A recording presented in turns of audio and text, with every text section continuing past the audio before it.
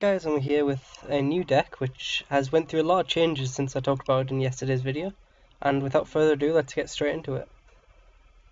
Now the main change is that I started off as a beast deck, and then I realized I was only really winning games if I had a Advocate of the Beast followed by a the hexproof beast basically. And then I thought that's not really like that good, and then the only other way I was winning was with Primal Bellow. So I thought, you know what, I'll just build an entire deck based on the whole combat tricks with the wolves. So this is now went from a beast deck to a wolf deck, and let's get started. And the first card is obviously 3 copies of Primal Bellow. Got all of them. This is pretty much the only reason you run a mono green deck. Target creature gets +1/+1 for each forest. If you have 2 of these in your hand and a wolf on the field, it's pretty much game over if they tap out, because I'd like to see them take like a 15 points of damage if you haven't already weakened them already. So yeah, this is pretty much the heart of the deck, and definitely all 3 of them. Next we run 3 Young Wolves. Young Wolf is in mainly because the early game in this deck isn't too prevalent. Plus it's a really good card because if you can buff this guy like an aura or something, they won't really want to kill it because it gets undying. It blocks them early game, and I think its main use in this deck, and it does work, is that people are unwilling to block this. Like they don't want to. You don't want to trade like a 1/1 for a 1/1 which comes back as a 2/2. So they'll let it take like a crucial 5, maybe 4 points of damage from a Young Wolf, and then that's enough. That means when you eventually do get all your combat tricks out, you can just kill them in one blow. So I'll run 3 of these in the deck. You don't want to see them late game, but early game it's really fantastic. Next we run 2 Fogs. Fog is a funny card, and it's in this deck because if your opponent overextends when they think they can kill you or they have combat tricks, you can then Fog, and then next turn you can swing back and kill them. It's a really powerful card. A lot of people don't see it coming. And yeah, I mean, you don't want to see 4 in your starting hand obviously, but it can buy you a turn if you swing in and then they surprise, I don't know, Cloud Shift like an Angel back to block, then you can just Fog and then they've wasted a Cloud Shift base. It's a really good card. So I run 2 of these. Next we have one half of our removal suite, which is Prey Upon. We run 2 Prey Upons because we run 2 Hunt the Weeks, so that makes a problem. This is better than Hunt the Week in the fact that it's 3 cheaper, but obviously it doesn't get the +1/+1 counter, and it's in mono green. This is as good as you're gonna get for removal, and it's not too fantastic. A good play is to like Primal Bellow, swing in, and then Prey Upon while your creature's still massive, and then kill their big creatures. So yeah. Next we only run 2 Visionaries, and this was one of the hardest cuts in this deck. I really wanted to run all 4 just for card draw early game. I just didn't have enough room, and it does help though. You do like the card draw obviously, and it helps you get your big bombs. It helps you get any combat tricks you have. I mean, it's a really good card. Land, it's fantastic. This deck seems to have a problem where it either gets completely flooded and I'll have like 8 lands in first 10 cards, or I'll permanently get stuck in 2 lands with the Cultivate in hand. So hopefully you'll get to see that this week. Next we run one of the main components in the deck, Wandering Wolf. This guy is a lot better than I give him credit for when I first saw him. He's a 2/1 for 2, and you're surprised about how like early game, if you drop this guy turn 2, how little they have to deal with it. Because I mean, generally on turn 2 you're going to be seeing Visionaries, you're going to be seeing Wayfinders, and they can't block this guy. And you might see Wall of Omens, can't block. Like, none of these cards can block it, so it really just starts dealing a lot of damage. And then obviously the main point of this deck is if you pump this guy with like a Primal Bellows, he'll become like an 8 like 6 or something like that. 8/7 I mean. And then they can't block it because you can only block creatures with power higher or equal to. So yeah, it just gets in, basically gives it unblockable, as well as a massive power boost, which is fantastic in this deck. And I think the record I've got this guy up to is like a 24, and I just had a ridiculous hand. I put one of my auras on it. I had 2 Primal Bellow. Yeah, it was just in one turn because I think my opponent tapped out for Obelisk or something like that. And then yeah, you don't want to tap out against this deck. I'll give that hint to you now. Next we run a card which gels really well with Wandering Wolf, is Triumph of Ferocity. Because if you get this guy out, I mean, he really, I mean, I don't like it too much because obviously if you've got no creatures it's useless. But in this deck it seems to work really well. I've drawn it a couple of times for playtesting, and it just gets, like, if you need land, it'll get you that land, and Obviously, as a green deck, you've got massive creatures, so generally you'll be out muscling your opponent, and even with 2 power early game, generally that's enough because not many people, like if you're playing a slow deck, they won't have creatures out. If you're playing a fast deck, there might just be 1/1s. So yeah, I mean this he's really good in this deck, and he has won me games because I've drawn like six cards off him in one match, and that's obviously really good in green. Green really likes card draw. Next we run 2 Cultivate. I don't particularly like running Cultivate in monocolored decks, but this deck for some reason, like I said, it gets stuck on like 3 mana early game, so it's really helpful to get this all the way up to 5, and then you can really start get going. I don't want to see him every match obviously because you don't need him to mana fix. He's mostly for the ramp. Like yeah, I mean it's in here. It's 2 of them. I don't want to see loads of them, but it does help out, and yeah, that's all I've really got to say. Next we won Vengevine. Vengevine is fantastic. It's got haste, which can help finish off an opponent. I did win 1 game because opponent left. He was really reckless actually, my opponent. He had 3 creatures, I had 2, and then he swung in with 2 creatures, and then he was like, oh, I'll be left on 1, and then obviously Vengevine just completely screwed that. But yeah, I mean, Vengevine's fantastic. Haste, in this deck he does have a decent chance of coming back, because you do have, like, if you pass like a young wolf and a wandering wolf, Vengevine comes back. So he's stronger in this deck than a lot of decks he's used in. He does actually have a chance to recur in this deck, and he's fantastic. Next we run this guy, which I didn't even think of. I'm honestly not even really running for the buff, although obviously that is fantastic. A young wolf with this guy out is a 2/2 that turns into a 3/3 for 1, which is ridiculous.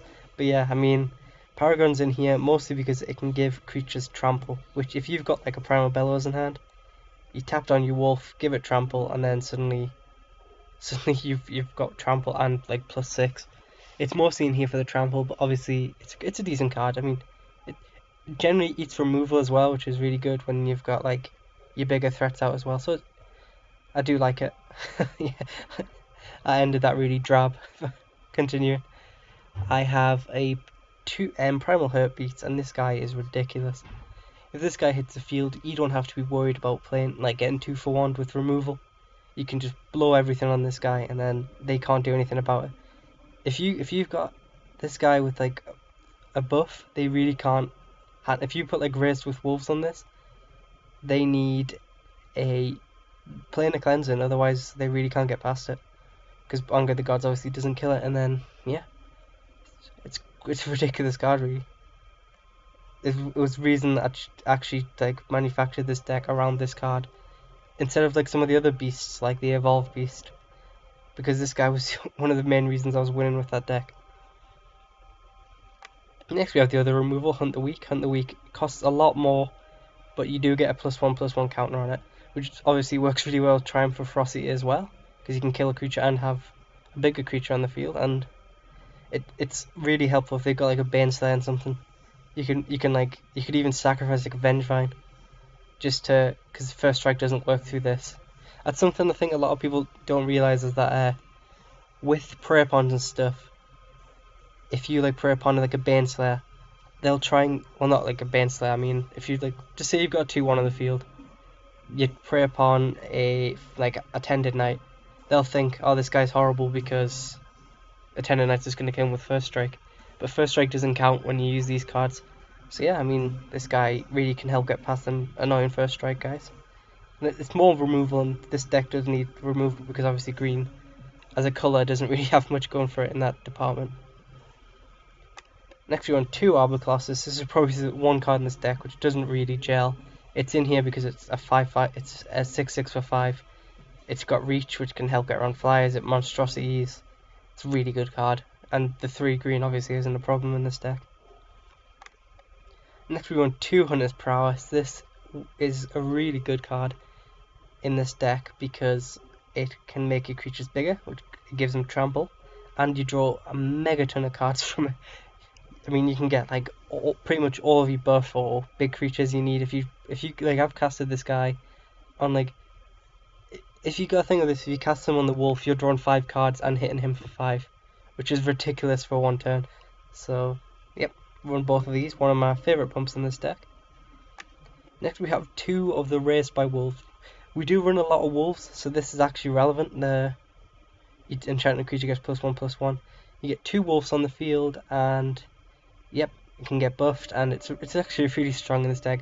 I mean, it's not the best card. There's probably definitely other pumps you could use, but I haven't used this. And I don't think there's any other deck I will be using this in. So I'm using it mostly because it's a new card which I haven't experimented with yet. But it does get work done. I think I had 2 young wolves on the field and played this, and obviously the creature you enchant gets massive then. Next we run one of Enlarge. Enlarge, you put a lot of your eggs in one basket, same as Hunter's Prowess if they got like removal open, but this guy can end games, +7/+7 and trample. Plus it can, if you don't have put it on like a wolf, it does get rid of one of their big creatures, which can be beneficial. So if they've got like a Tauron by itself on the field and they're tapped out for it, you enlarge your creature, they have to block. And yeah, I mean, I don't want to see loads of these, so I only run one. Plus the picture's kind of funny. Now this is where the deck gets a bit like janky.